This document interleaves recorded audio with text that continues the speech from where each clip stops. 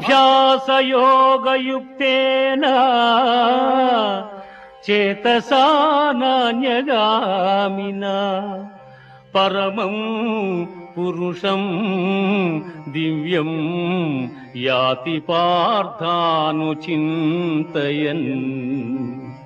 కవిం పురాణమనుశాసితారం అణోరణీయాం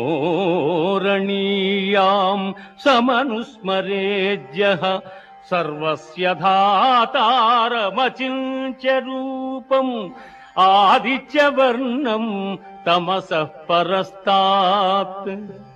అర్జున, ఎవడు అభ్యాసయోగముతో ఏకాగ్ర చిత్తమును దివ్యరూపుడైన మహాపురుషుని స్మరించును అట్టివాడు ఆ పరమపురుషునే చెందుచున్నాడు.